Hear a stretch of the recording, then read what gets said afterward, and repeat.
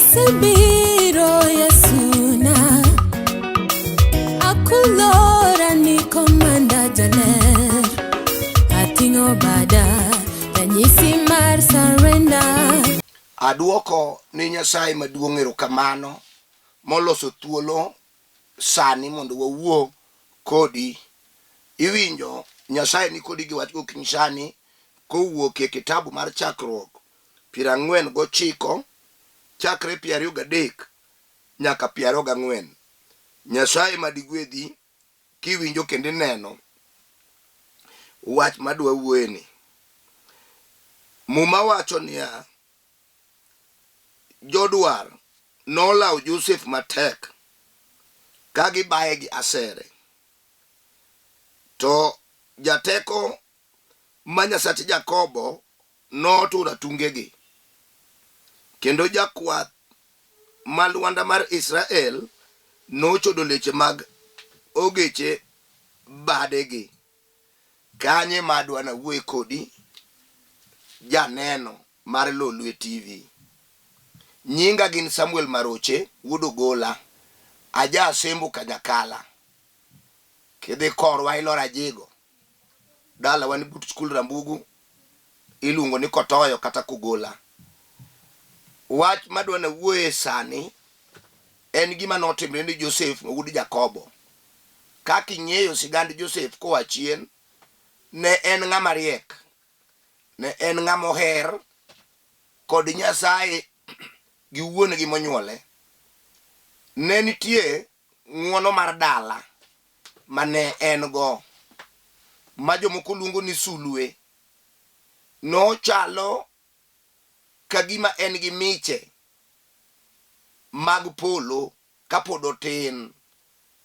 Michegi ne miyo wetene monyuole go ok ne nyal winje. Jonyuolne be nobago, nikech nonyalo leko lek moko ma king'iyo to be chalo miriambo, to bang'e tiduogo iyudogi ka gin adiera. Noleko ngano ma wiye ogo midhuko ka kulre ne. Ochako leko sulwe kod dwe gi chieng' be ka kulre ne. Noleko gik mogajere mang'eny. To bang'e to owetene noloso njama mar opera midwa makego tilal kode miru ma ok nochako nene. Ne giparo mondo ginege ngoga tehu, tiende ni nege ma en ng'ama igoyo tichudho to chunye ae mondo wuon gi obed ka koro ok ohere kendo. Ng'uono mare manen ge pachono mondo koro duog nowetene kata olal kamano. Chieng' moro kokawo chiemo ka sa 7 kar chiembo hiu ma sa 6, ka wuon gi omiye mondo ter nowetene kuma kwaye lek, to yudo ka dhok kwayo, rombe kwayo kod diek kowetene kwayo. To sama nochopo to wetene nochako kagima timo ne odhiaki. In emiwacho ni oheri, isetamwa yudo gik maber kuom wuonwa. Gima ber ma wuonwa nigo to in emoluongi omiyi. Nyochi bukri kia ni leko ni wakulre walami. Ne gichako loso weche maricho ma mago moko samoro bi ng'eyo. To ne giparo mondo ginege mana kaka wacho. Kanyo ne gikawe ma eto paro moro biro negi ni gimwa dwa timo ma wauso. Jomoko ne nitie ni jo Ismailia ne kalo kando mane tich gi en ng'iewo ji to gidhi uso, to giketo gi pagas mar tich e udi kod tich e lope kipuro. Ne gi uso. Ma joka nomiyo gi pesa rupia, nomiyo gi dinari, nomiyo gi pesa manigi nengo.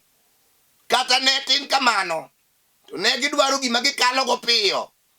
Ne giduogo giparo ni to kang' wuonwa monyuolowa orito Joseph nyaka odhiambo to koneno, to Joseph to yandi kelonwa chiemo to dakika matin osedok. gi gik mano kele chiemo to wadhi wacho ni wuonwa nang'o. Paro no bi haraka. Ka gisegolo Joseph giuso ni Jo-Ismalia, ne gikawo diel gipoko giyang'o rembe marembe olwar e lowo, to remo no ema ne gikawo to gimiene nanga tae giketo ka gitero ni wuongi ka giwacho niya, Joseph nowe wachondi, to ka wawuotho ka gima wago opera to wayudo nanga ni kotimo remo chal ka gima ondiek ochame. To mano omiyo wuongi oywago dera, oywak kako paro wuode manohero mar gir dala madino reso pargi, madino chung gi dhorangano, madino chung go juogno, wuoyi manegeno, kar ji 12, mai mane mwandu ni e lwete, mai mane lekne chopo kare, mai kijana manoting'o lek mar dala. Wuongi noywak matek kawacho ni yaye, ondiegi mag thim utie ka, kata obed kwach, kata obed otoyo, kata obed le mane, kata obed dubu, kata obed simba, utie ka. Mai wuoyi mane an gi geno kuome noywak kamano. To bang'e Joseph nodhi e piny Misri gi Jo-Ismalia modhi otere tiyo ni jatelo mar jogo. Otiyo kanyo matin, tae chi ng'ano ne chalo ka gima dware ochiep gi thuon moringo weyo, malaw dong' e lwet dhako cha, ma dhako cha ochako koko. Nobedo kowuotho ka en gi masiche Joseph ni, ka en kod lwenje. To bang'e jatelo mane chiegi okawo dong' gi lawe lwete noluongo kamati maduong' mar od telo, nomak kijana ni morwake jela to onge kosa. Nobetie jela ka michne to tiyo, ne michne otiyo chiepna, kata inie chandruok, mich ma ruoth mi to tiyo atiya. Bang'e matin noloko lek ni ruoth ka kadhi mang'eny mar pinyno miluongo ni Farao. Farao ne lek ogayo, lek mar kech kod yieng'o, lek mar chandruok kod ber, lek mar oro kod chiri, lek mapek. Tawuoro Nyasaye maduong' makia ng'ama nie jela onyalo golo ng'ano mabed konyruok ni pinyno kata ni dalano. Nitie jajela mane nitie kanyo mano wuok ochako dhi otiyo ni ruodhno, to sama nowuok e jela Joseph nokone, kapo ni dok michako miyo ruoth chiemo gokombe ne mag metho, tipara tuong'o dog ni simba ma dhod Juda. Jalni nodhi moko ni ruoth Farao niya, jal mora we jela, to jal ta nyalo loko lek. Yie bonda luong yo lok ni lekni moseta majuoke kawuono kata mayalo ni nitie jal mong'e loko lekni majuoga ok nyal tuongi simba dog ni ruoth manyaka chieng'. Iwinjo? Noloko lek, to ruodh pinyno nowacho ni mae kata jajela, kata ne en gi kunguni, kata nohangne, kata notimo, akete malo bedo prime minister. Ene modhi control economy mar pinyni. From bedebu, from bedo jatich marot, from beta jela, to kom duong'. Bang'e kosebet, to nikech ok noja pinyno, kanya dwani winj maber, yowuot wuon lowo, yowuot piny Misri, nochako bedo gi nyiego, nyaka manotiyogo e government, nochako wacho ni to ere kaka jalibamba ngima mabus nyalo telo nwa ne gichako timo machochezi, gichako oro weche ma miriambo.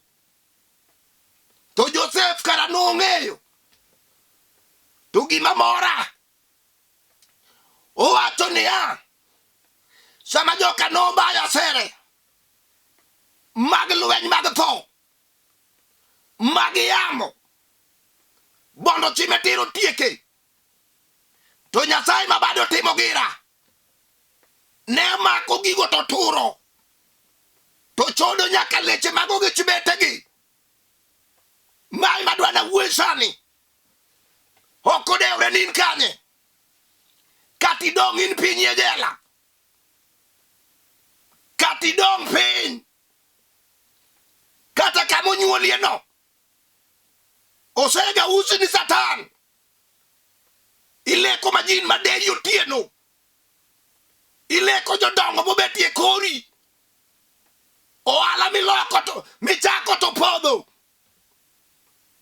giramo gidera sere chiegi mani kendo ka umor ma uriwa arus ma upango renge ma uchamo nyaka kek korwako nanga maratati rwako sut tinde dumni manolang'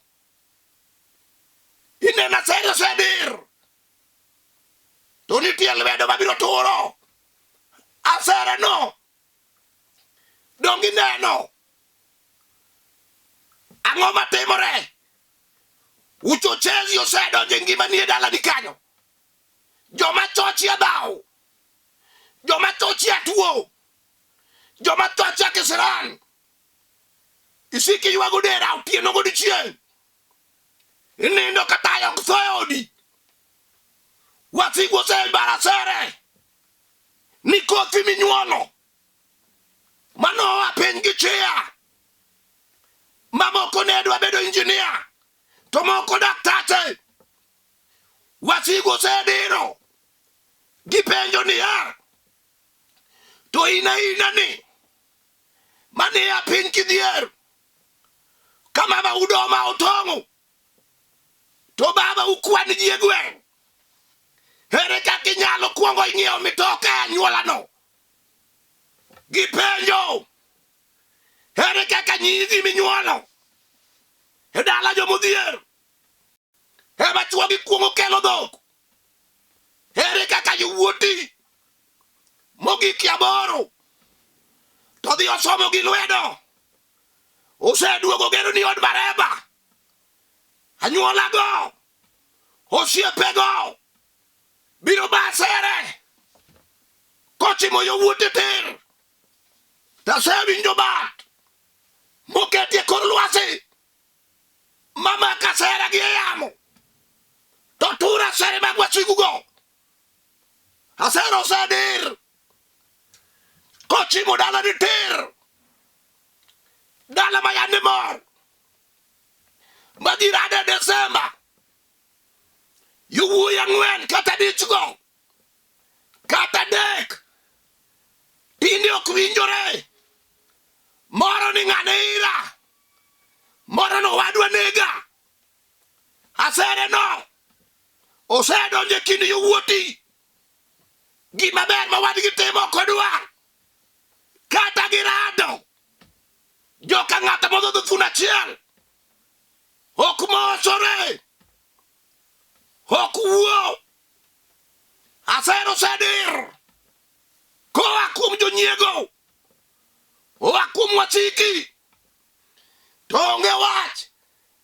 Simba ma dhod Juda ma bade otimo leche to bade otimo chuma, koneno asere go to mako gi e kor yamo turo. Apako Yesu da Nazareth. Asere osedir kochimo mia mano kend pok obudho, higni osechopo 3, nyathi onge odno.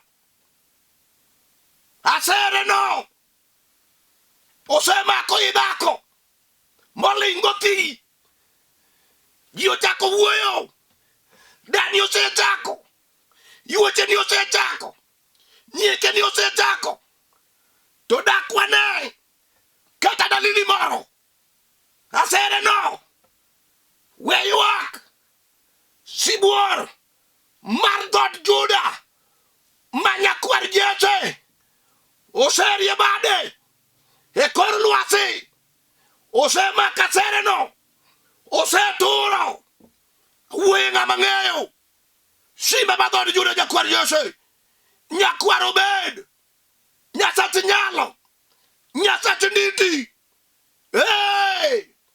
komanda mar lweny Nyasaye maduong' kidi bedo jogeno dagi jal maduong' wuok e ora Nyasach injili Nyasach nyalo uchielo loyo tho ema wuoyo kuome ong'eyo gik modir e kor lwasi ong'eyo gik mowiti e bwo lo piny ong'eyo gik mopandi ei nam ong'eyo obiro ywayogi obiro kethogi obiro turogi kata nobetie piny gajuoga majuogo bayo gagi maji onang'o bilo maji okoro weche e ngimani ni ok nidhi maber nitie jal osewuok oko odwa ketho mipango mag Satan duong' kod page lach gi teko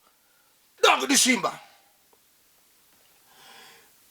ng'ama nenano wacho ni niya asere mosedir oseromo in gi wach ma ji te ok dwari nyithiu monyuoligo ok dwari wayu ok dwari jirani ok dwari jomitiyogo ok dwari johala weteni ok dwari jomisomogo ok dwari ineno ka ji ok dwari te asere no osewiti bodi dong' kendi e chula maka wasigo monji to ng'ama dikonyi onge dwar Yesu maja Nazareth osiepna nyaka ne nyuoli pok imadho kong'o kata bilo to nichako kiparo ni kawogo maewa ni mari mar odhiambo mikawogo koyo awachoni gimoro osewito asere no joma nochako kamano magi noidho ngas mochopo e sekondari motimo university jachien kong'o bende graduate kodhi icho sani giduogo tiye mayande gitiyo madongo kong'o no ketho icho sani giduogo e ndara king'iyo dhogi to kwar okinyi no osemadho kowacho noyawo lok ngimane okethore owuotho e ndara to ji ywage kaka iywago ng'ama tho iywaye pile kigole mitaro pi molil ka chiege ywak to nyithindo ywak min gi monyuole ywak to nochako matin owacho niya nitie sibuor mar dhood Juda badi oseneno gimodirni no marani no osemako osedolo oseturo ang'eyo Yesu iwinjo nyako ne onyuoli kiber iwuok piny kilong'o ijasing'ari chuo noheri ne paro ni biro kendi gi ng'ama nigi pesa ngimani biro bet maber oyo asere nodir kochi mitir kaka nikonyonge dongi neno kama dwari onge samoro giseketho dendi idong' ka dendi otimo kidai ipenjo ni be abiro tobwa awacho ni kawuono ibiro tobwa kidonjo Yesu ibiro tobwa kimako Bwana ibiro tobwa kimako simba ibiro tobwa kimako Nyasaye ibiro tobwa kato sedonjo e pachi mochope ondodho mochope ringo weyuak Yesu ma Nyasaye Sibwe Bador Juda nyakwar Jesse oselocho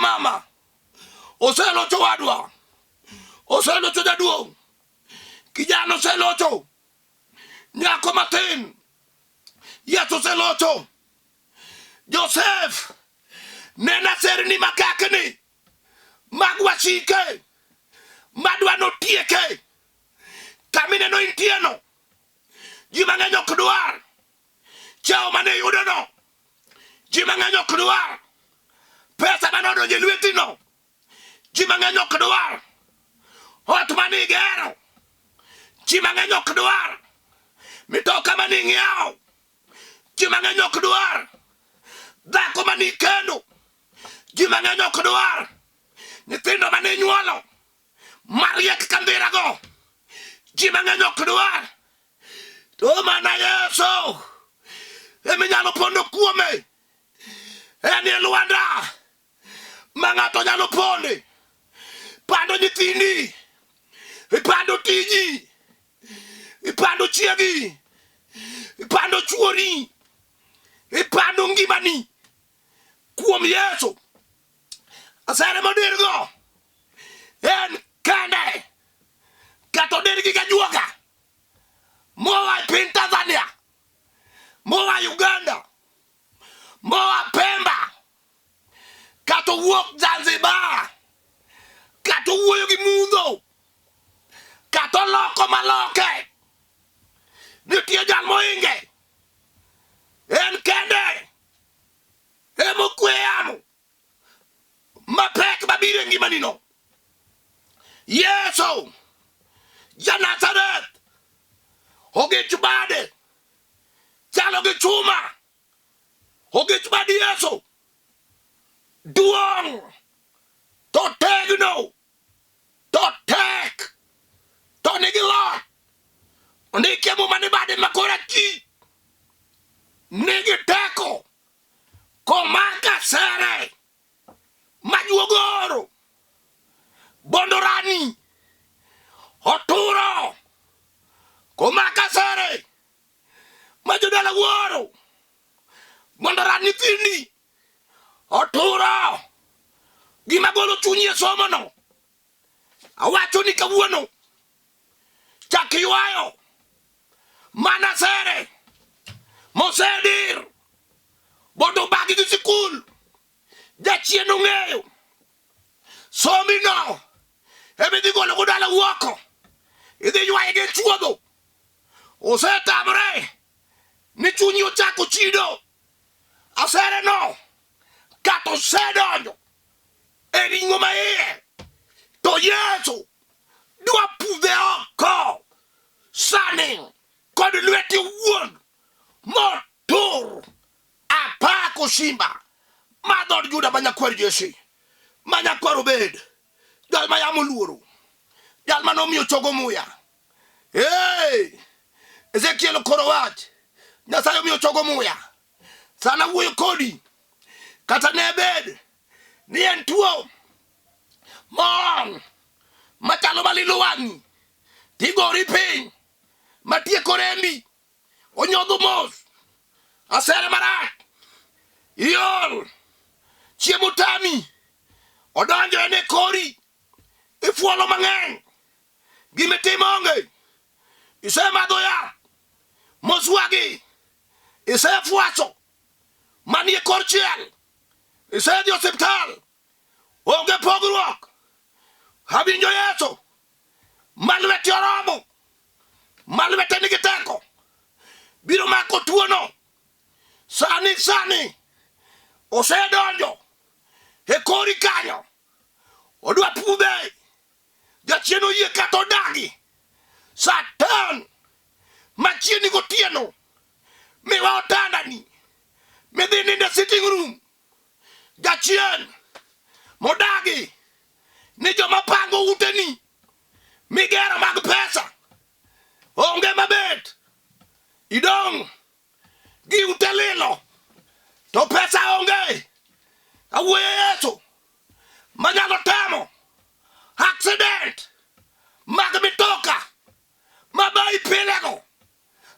nigo Yesu nyalo golo oko kawuono. Adwa nalam ni ng'ato osene nasere e kor lwasi kochi na tir lweny ma ok dotie kende jale madwa nalamne siema tibitir gi lweti kama adwa nalam ni Nyasaye. Nyasaye chodo, Nyasaye nditi, Nyasaye nyalo, Nyasaye warruok, Nyasaye chono ndika muma onge gima tami ruoth ni maka serni manochimo Joseph ma wuod Jakobo e kor lwasi ni turo gite mama mobet no owadwa mobet no nyara mobet kod wuoda no mochimo lwete e TV tir osene na serni ma jachien oketo ne Jehova donge nyalo turo gi sani achiel kachiel. Donge nyalo miyo mama no ywe kawuono madhi nindo kan gi kwe. Donge nyalo miyo dichuog no yie kawuono dhi nindo kan gi kwe. Kijana no donge nyalo duoko chunye gik mane oseweyo. Kijana no donge nyalo duoko chunye sikul. Donge nyalo ono fees modogi Nyasaye. Asere mag dhier ma jachien oseore dala no kata family no donge nyalo pudhe oko kata no osechuogi. Donge wacho ni badi otimo nyinyo. Nyasaye timo nigi maber donge kotimre to in manyingi yudo duong'. Nyasaye maduong' parna minoda masulina piyo wasiali parna Amos mawuodo dera kani e piny Kabiria. Nyasaye parna Vin mawuodo Ugenya karito kanisa mar The Finished Work at Calvary e piny Kabiria. Parna chairman Lucas kani e piny Kabiria ruodha kod chiege. Parna Polo Gembo manyakwara tieno kani e piny Kibera. Chung nage dichuog no Nyasaye nikech ng'ama malong'o. Parna Nyasaye maduong' jolweny mochung' gi tichni. Parna Caleb mawuod Okoth kani e piny Kibera. Chung nage dichuog no Nyasaye maduong'. Parna Majiwa Bishop kani e piny Kibera kanyo. Rie padi Nyasaye maduong'. Parna jo Finished Work at Calvary. Parna mama Nyasemo wera kani kanyo. Evelyn Auma parna dhako mochungi wachni no. Nyasaye parna Kelvin mawuod Game. Itim na ng'wono Nyasaye. Ruoth matimo gik madongo. Arito neno badi Nyasaye manitie. Duong' kod page lot gi teko odog ni Yesu ma ja Nazareth. Amen. Awacho niya nyinga gin Bishop Samuel Maroche aja sembo Kanyakala. Atiyo tich Nyasaye Nairobi ka kamiluongo no Olympic Kibera. Kapo ni dwani mondi wuo koda monda lam ni Nyasaye kata monda mi ushauri kata dwani mondi biwa lem kodi nikech lemo kodi no is very important. My number ma ibiro goyo tiyudo kata poni ruoth wuoyo kodi ni dwani gwedh wach Nyasaye mayalo ni to my number bibiro goyo kendo my number bibiro tiyogo 07 400 87 57 5. Ataka wacho 07 400 87 57 5. Kigona bado tiyuda otieno kato dichieng. Nyasach kwe madigwedhu. Shalom, shalom, shalom. Surrender.